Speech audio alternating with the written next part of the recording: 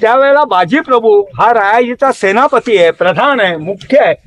त्याने महाराजांना सांगितलं का तो नेंटा आहे, तो लहान आहे, त्याचं लग्न झालेलं आहे, पण अजून त्याला मूल झालेलं नाही आहे, त्याचा वंशज नाही आहे, तर मी उभा राहतो. महाराज म्हणाले ठीक आहे. बाजी प्रभूचं वय 40 ते 45 आहे आणि त्याला 2 स्त्रिया आहेत आणि एकंदर 8 मुलगे आहेत. आणि महाराजांनी या ठिकाणी 300 मावळे आणि बाजी प्रभू ठेवला आणि स्वतः पालखी बरोबर वर चढून गेले. वर आजही तुम्हाला काल परवापर्यंत वरचा जो माळ आहे त्याला घोडमाळ असं म्हणत होते, आता त्याला भाततळी असं म्हणतात.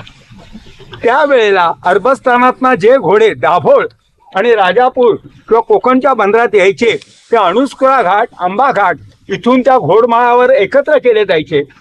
आणि त्याच्यानंतर खेळण्याचा किल्लेदार ते घोडे ज्या या होड्यातून वरती चढवायचा